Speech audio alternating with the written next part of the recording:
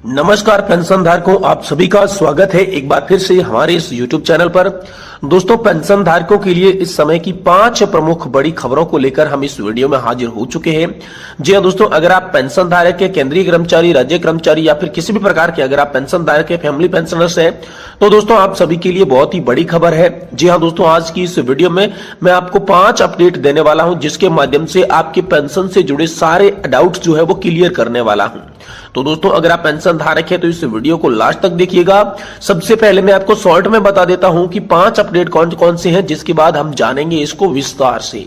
देखिए, पहले बड़े अपडेट की बात करें तो दोस्तों, ओल्ड पेंशन स्कीम लागू करने से क्या देश की अर्थव्यवस्था वाकई में चरमरा जाएगी, इसको लेकर इस वीडियो के अंदर चर्चा की जाएगी। साथ ही साथ पुरानी पेंशन ने जो अंगड़ाई ली है और 2024 से पहले दिल्ली पर जो चढ़ाई की गई है उसको लेकर क्या बड़ी खबर आई है, इसके बारे में भी इस वीडियो के अंदर विस्तार से बात करेंगे।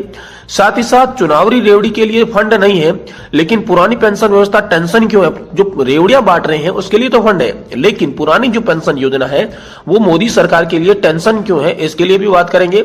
साथ ही साथ दिवाली पर केंद्रीय कर्मचारियों को बहुत ही बड़ा तोहफा मिला है, सैलरी के साथ साथ जो एरियर है वो भी मिला है और पेंशनर्स को डी और डीआर में बड़ी बढ़ोतरी देखने को मिली है। तो कितनी बढ़ोतरी, कैसे बढ़ोतरी और किन किन को कितना लाभ मिलेगा, इसके बारे में भी इस वीडियो के अंदर बात करेंगे। साथ ही साथ दोस्तों, ईपीएफओ की ओर से और जो सुप्रीम कोर्ट की ओर से अपडेट आए थे उस अपडेट को भी इस वीडियो के अंदर हम विस्तार से जानने वाले हैं। तो दोस्तों, आज का ये वीडियो आप सभी के लिए खास होने वाला है, इसलिए आप वीडियो को लास्ट तक जरूर देखिएगा। देखिए, सबसे पहले हम जानते हैं कि ओल्ड पेंशन स्कीम लागू करने से क्या देश की अर्थव्यवस्था वाकई में चरमराएगी। तो दोस्तों, मोदी सरकार के द्वारा कहे अनुसार ऐसा माना जा रहा है कि अगर देश में एक बार फिर से पुरानी पेंशन व्यवस्था को लागू कर दिया तो देश की अर्थव्यवस्था में बड़ा गड़बड़ देखा जा सकता है, क्योंकि पेंशन व्यवस्था की पेंशन देने के लिए यहां पर कोई भी फंड एकत्रित नहीं किया जाएगा, जैसा कि नई पेंशन स्कीम में फंड एकत्रित किया जाता है, यानी कि कंट्रीब्यूशन लिया जाता है। लेकिन ओल्ड पेंशन स्कीम के अंदर किसी भी प्रकार का कोई कंट्रीब्यूशन नहीं होता, तो कंट्रीब्यूशन लेकर जो पेंशन दी जाती है वो नई पेंशन योजना, और जो पुरानी पेंशन योजना है वो बिना कंट्रीब्यूशन के सैलरी की आधी पेंशन मिलती है। तो जब कंट्रीब्यूशन लेके नहीं पेंशन दी जाएगी तो पेंशन के अंदर या अर्थव्यवस्था के अंदर भारी उछाल देखने को मिल सकता है। लेकिन ये मोदी सरकार के कहे अनुसार है। वाकई में अगर देखें तो ओल्ड पेंशन स्कीम पेंशन धारकों का हक है, पेंशन धारकों को पुरानी पेंशन योजना मिलनी चाहिए।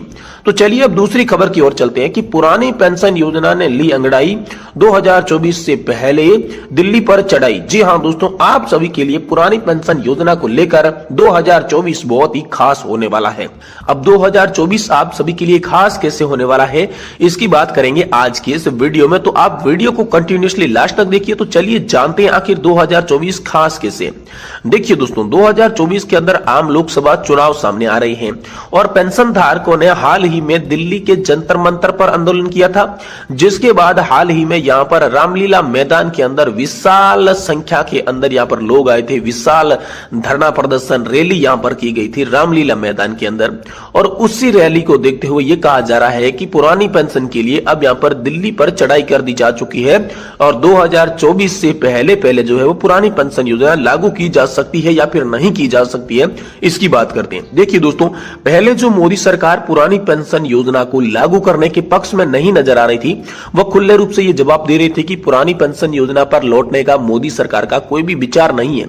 लेकिन जब से यहां पर दिल्ली के जंतर मंतर पर आंदोलन किया गया और जंतर मंतर के बाद जो रामलीला मैदान के अंदर विशाल धरना प्रदर्शन किया गया था, देश के अलग अलग संख्या, अलग अलग लाखों लोग जो यहां पर एकत्रित हुए थे, कर्मचारी पेंशन धारक हुए थे, फैमिली पेंशन धारक इकट्ठा हुए थे, तो उन्होंने यहां पर खुला ऐलान किया था कि 2024 के लोकसभा चुनाव से पहले पहले अगर पुरानी पेंशन योजना को मोदी सरकार लागू नहीं करती है तो 2024 के चुनाव में मोदी सरकार को इसका खामियाजा भुगतना पड़ेगा।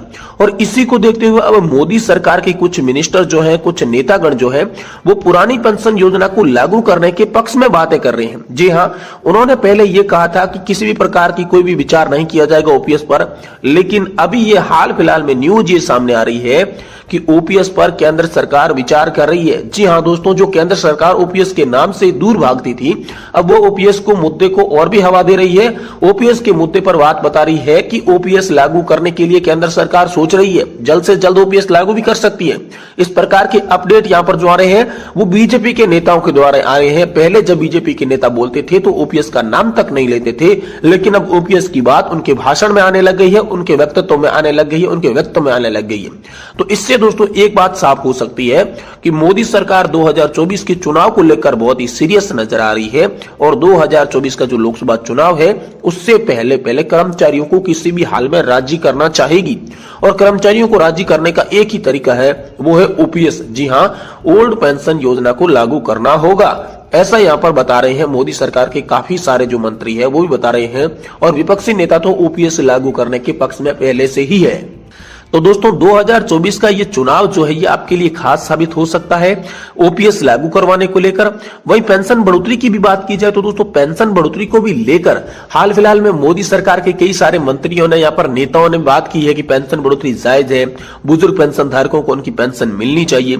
इसके बारे में यहाँ पर बड़े सवाल उठाए थे और इसका जवाब भी यहाँ पर दिया था। वही तीसरी बड़ी खबर की बात करें तो दोस्तों चुनावी रेवड़ी के लिए फंड है, लेकिन पुरानी पेंशन योजना टेंशन क्यों है। जी हाँ, तीसरी बड़ी खबर के चुनावी रेवड़ियां यानी कि चुनाव के समय में जो मोदी सरकार है, बाकी जो सरकारें हैं वो अलग अलग तरह की स्कीमें लेकर आती है जिसमें बहुत सारा पैसा खर्च भी हो जाता है।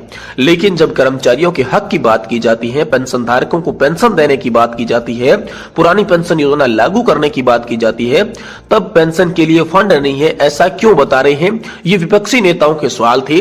तो इस पर भी अब सामने मोटा मोटा खुलकर यह संकेत आने लग गया है कि पुरानी पेंशन योजना पर लौट सकती है बीजेपी सरकार।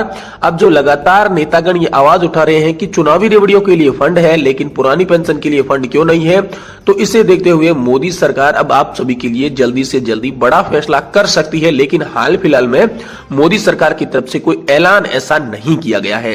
वहीं साथ ही साथ हम बात करते हैं दोस्तों कि दिवाली पर केंद्रीय कर्मचारियों को तोहफा सैलरी के साथ मिलेगा एरियर। जी हां दोस्तों, ये बहुत बड़ी खबर है सभी पेंशन धारकों के लिए, सभी जो कर्मचारी है उनके लिए, जो रिटायर्ड हो चुके हैं उनके लिए भी, और जो हाल फिलहाल में कार्यरत है उनके लिए भी ये बहुत बड़ी खबर है। जी हां, दिवाली पर केंद्रीय कर्मचारियों को तोहफा। तो दोस्तों केंद्र सरकार कौन सा तोहफा देने जा रही है, तो वो तोहफा है दोस्तों डीए का तोहफा। जी हां दोस्तों, आप सभी के डीए में 4% की बढ़ोतरी कर दी जा चुकी है। जी हां, एक बार फिर से यहाँ पर 4% की बढ़ोतरी हुई है।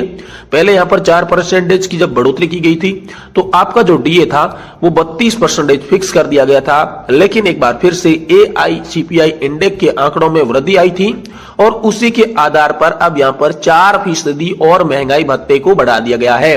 पेंशन धारकों के लिए यहाँ पर डियरनेंस रिलीफ को बढ़ाया गया है और कर्मचारियों के लिए यहाँ पर डियरनेंस अलाउंस को बढ़ाया गया है। यानी कि दोस्तों आप सभी के लिए बड़ी खुशखबरी ये है कि पहले जो आपको 42% डीए का लाभ मिल रहा था उसमें 4% और ऐड करके अब आपको 46% डीए का लाभ मिलने वाला है। ऐसी खबर सामने आ रही है। वही दोस्तों यहाँ पर बात की गई थी कि डीए के साथ साथ यहाँ पर एरियर का भी भुगतान किया जाएगा।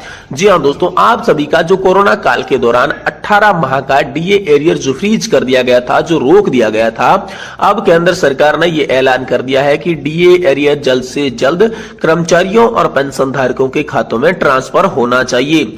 जी हाँ दोस्तों, यहाँ पर बड़ी खुशखबरी ये आई है कि काफी सारे ऐसे पेंशन धारक है, काफी सारे ऐसे कर्मचारी है जिनके खातों में डीए एरियर की पहली किस्त भी जमा हो चुकी है। अगर जिनकी नहीं हुई है तो उनकी दिवाली से पहले पहले कर दी जाएगी, ऐसा केंद्र की मोदी सरकार ने साफ साफ शब्दों में बता दिया है। तो अब सभी केंद्रीय कर्मचारी और पेंशन धारकों को बड़ा तोहफा दीपावली पर यही मिलने जा रहा है कि एक बार फिर से 4% आप सभी के डीए में बढ़ोतरी की गई है, जो कि डीए आपका जुलाई से ही लागू करके आप सभी की सैलरी और पेंशन के अंदर जोड़ा जाएगा। साथ ही साथ दीपावली से पहले पहले आप सभी को 18 माह का बकाया डीए एरियर दिया जाना शुरू कर दिया जाएगा। तो डीए एरियर और डीए को लेकर यहां पर बड़ी खबर सामने सामने आ चुकी है। दोस्तों आज की इस वीडियो में हमें आपको बड़ी अपडेट दी कि चुनाव की रेवड़ी के लिए फंड है लेकिन पुरानी पेंशन के लिए फंड क्यों नहीं है। साथ ही साथ हमने बात की कि पुरानी पेंशन योजना ने कैसे अंगड़ाई ली है और 2024 से पहले दिल्ली पर कैसे चढ़ाई करेंगे जिससे यहाँ पर पेंशन धारकों की मांगे मंजूर होगी। वही बात रही थी अर्थव्यवस्था चक्रमर जाएगी अगर ओपीएस लागू की गई, तो इसके बारे में भी हमने बात की थी। साथ ही साथ दोस्तों यहाँ पर केंद्र सरकार के द्वारा, साथ ही साथ ईपीएफओ के द्वारा और सुप्रीम कोर्ट का जो नोटिस आया था उनके द्वारा भी बड़े अपडेट पेंशन धारकों के लिए आ चुके हैं। तो दोस्तों आज की इस वीडियो में हम नहीं बताने वाले हैं क्योंकि ये वीडियो आपका लंबा हो जाएगा। आने वाले नेक्स्ट वीडियो में हम इसके बारे में चर्चा करेंगे कि आखिर सुप्रीम कोर्ट से आप सभी के लिए क्या बड़ा खबर आया है, ईपीएफओ से क्या बड़ी खबर है, साथ ही साथ आप सभी पेंशन धारकों के लिए यहां पर जो ईपीएफओ, सुप्रीम कोर्ट और केंद्र सरकार क्या क्या सुविधाएं दे सकता है इसके बारे में बात करेंगे। इसलिए दोस्तों आपसे निवेदन है कि आप इस वीडियो को लाइक कर दें और चैनल को जरूर सब्सक्राइब करें ताकि आने वाले वीडियो की नोटिफिकेशन आप तक सबसे पहले पहुंच सके।